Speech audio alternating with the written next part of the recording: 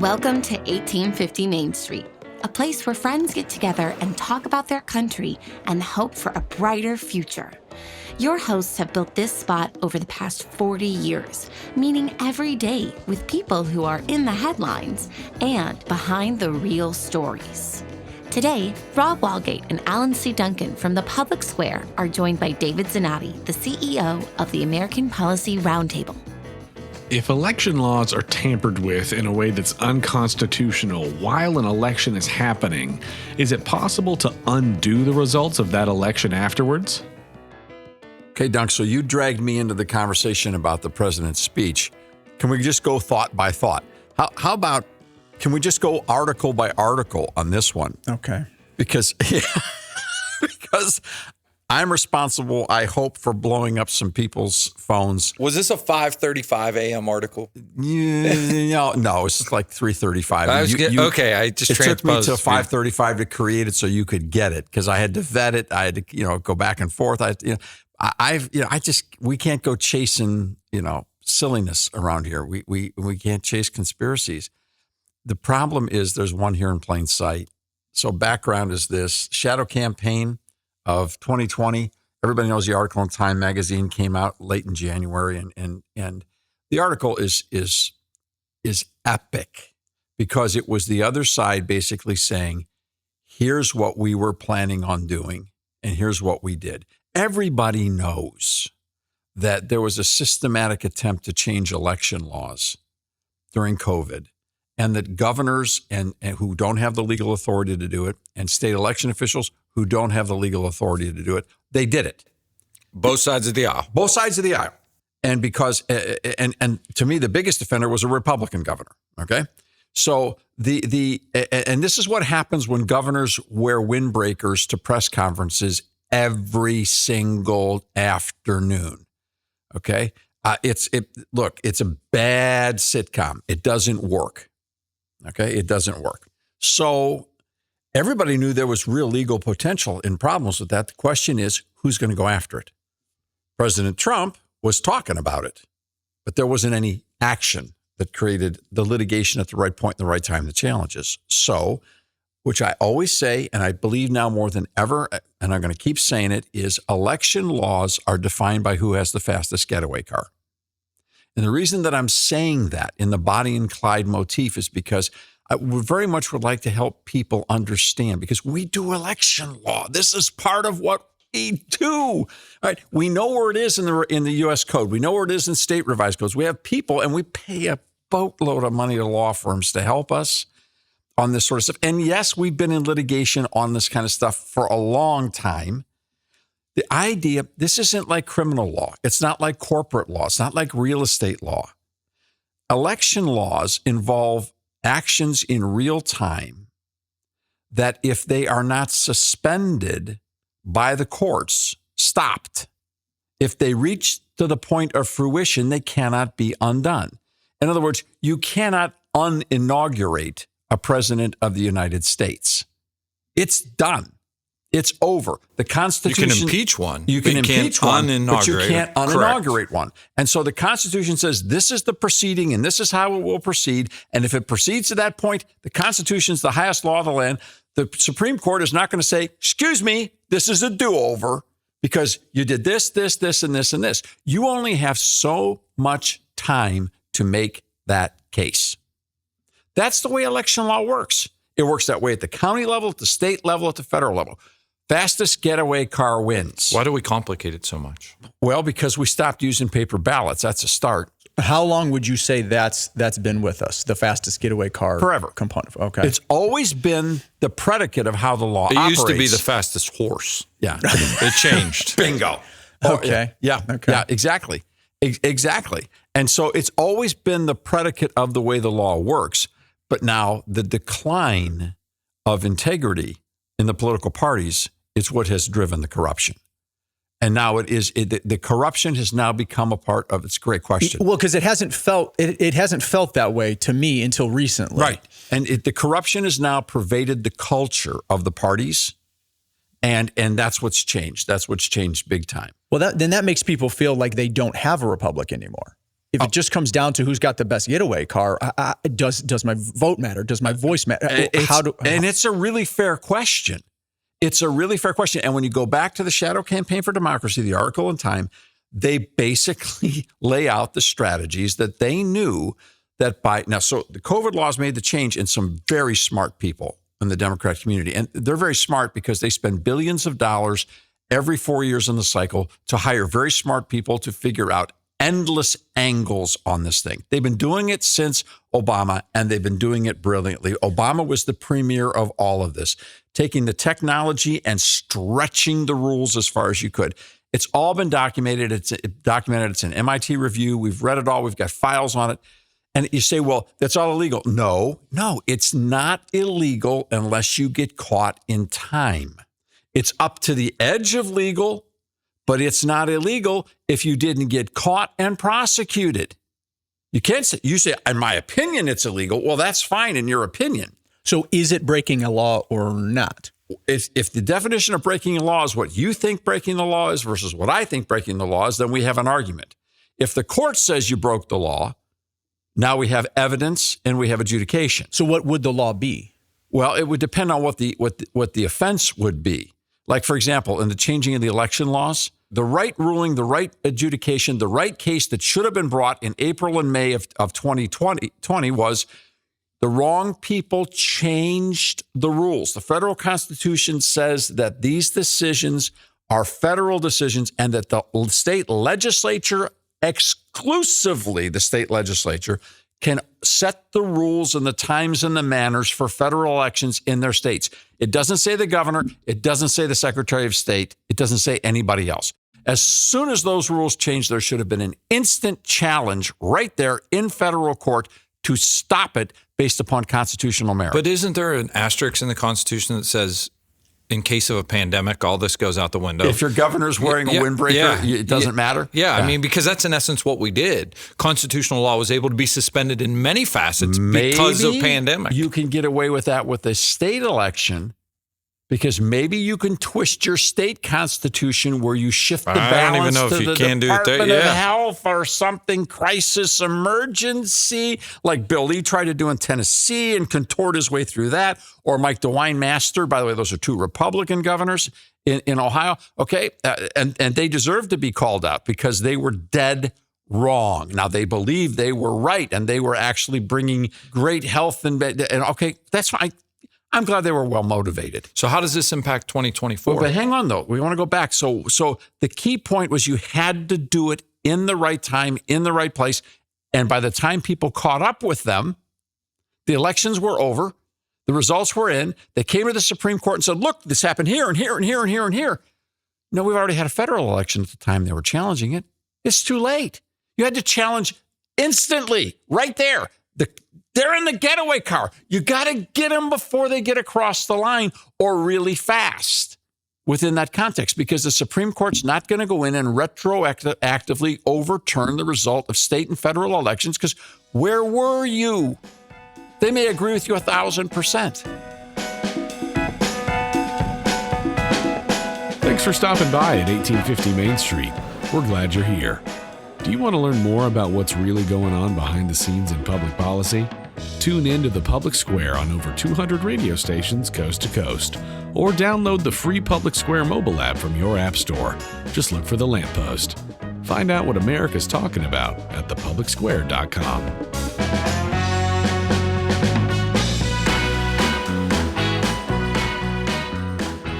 The old Colorado football game back in the day when they got a mysterious 5th down because they didn't get it right on the field. They ended up winning the game, and sorry. So when you say, look, they stole it fair and square, you see, of course, that's a total contradiction, right? Because it doesn't make any sense. Yeah. What they did was wrong to common sense and plain reading of the law, but it wasn't appropriately addressed. And we are still a nation of law, not a nation of opinion when it comes to these matters.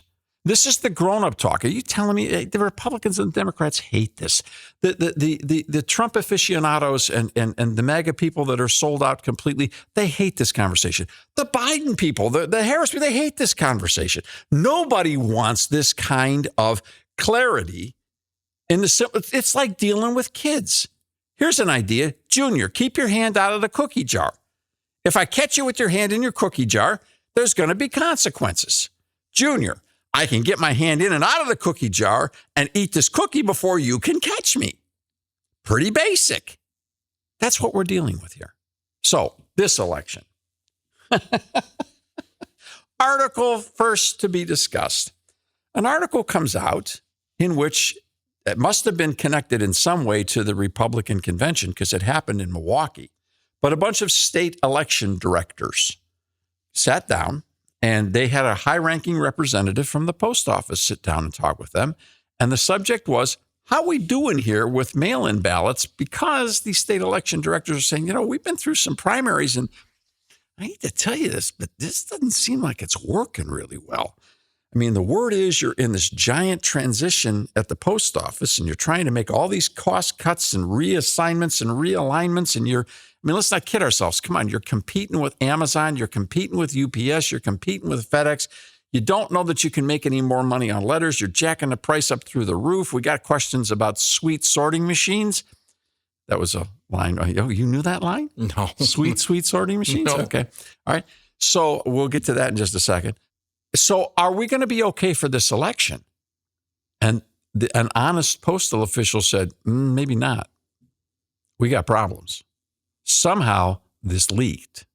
Now, this is a second story because several months ago, NBC, which is kind of the ultimate source of all left-wing news, emanates from NBC New York.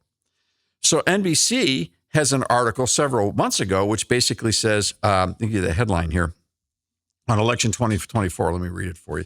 Major mail delivery delays raise concern about voting in the 2024 elections. And this is a news story where NBC News started talking to people going around, looking at the numbers, and they said, you know what? Mail delivery seems to be really cruddy all over the country right now, like everywhere on everything. How is this going to impact the election? So they started digging into the story. Now, I don't know. But our experience with mail in the last couple of years has been horrible. Abysmal. All right. And we're talking about working east of the Mississippi in many cases, from Great Lakes to the Florida Keys, hubs in Ohio, in Northeast Ohio, Nashville, Tennessee, and in Orlando. And the mail is just horrible. This is particularly difficult because in addition to slowdowns in mail, I'm going to say it out loud, we have multiple stories and experiences where people have sent checks to nonprofits. Some of these articles document this. We've experienced ourselves. Checks never show up. They got stolen. They didn't get lost. They got stolen. Rob, didn't we have a check get swiped? We did. We had a check get swiped, and they are guessing it had a mail issue with it. If I could read a piece from this NBC News article, mail delays have become so prevalent in Richmond, which implemented one of the first regional distribution centers in October, that Richmond General Registrar Keith Ballmer told residents in February not to send their ballots for the March presidential primary by mail, but take them to the drop boxes. Yep. Are the drop boxes safe? That's a fair question. It just safer than the mail. Safer than the mail. Well, to me, it was interesting. I read the articles that you sent around before I read your breakdown of it, because I wanted to see where my thoughts went and then where yours were. And I thought it felt like the entire point of the article was driving people towards these drop boxes. Like that's was the whole point of it.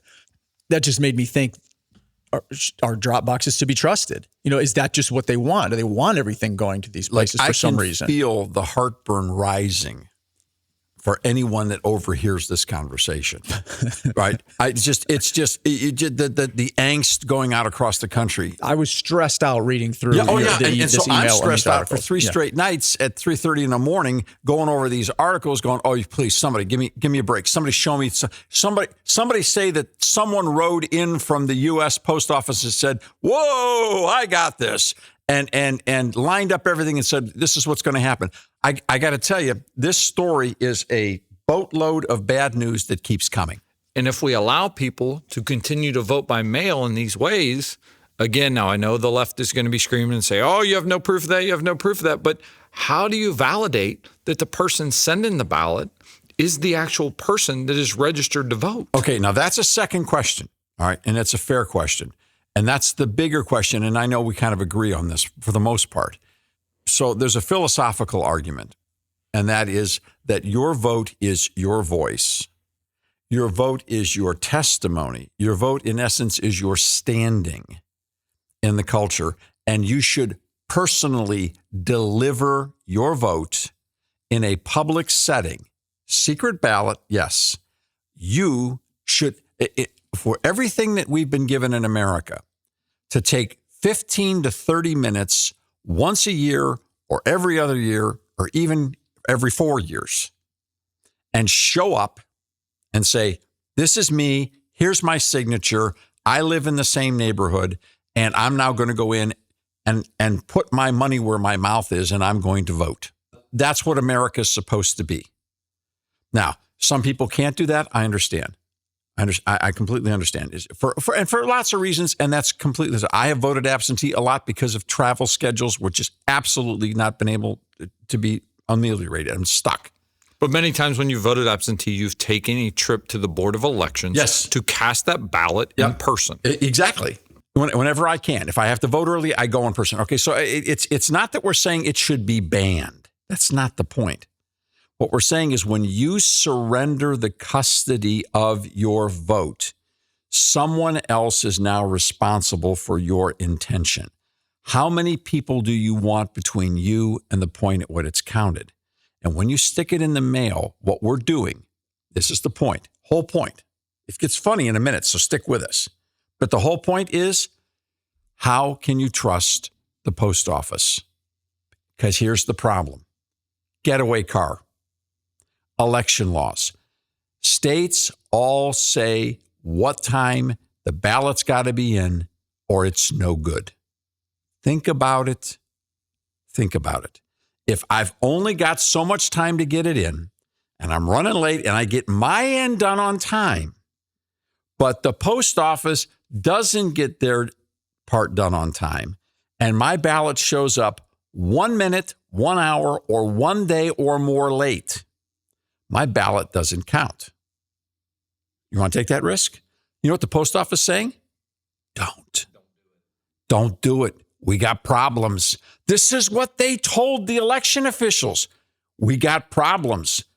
NBC's investigating. The post office has problems. All of us that are doing business using the mail know post office has got problems.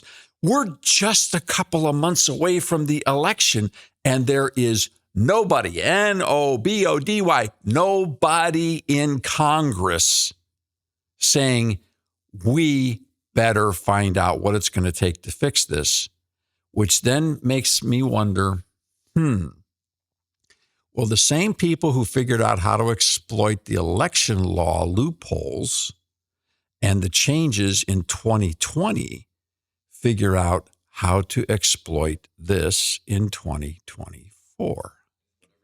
Which leads us to one word, Newman. This conversation isn't over yet, so come on back next time and pull up a chair at 1850 Main Street. To help spread the word, please remember to rate, review, and subscribe wherever you get your podcasts.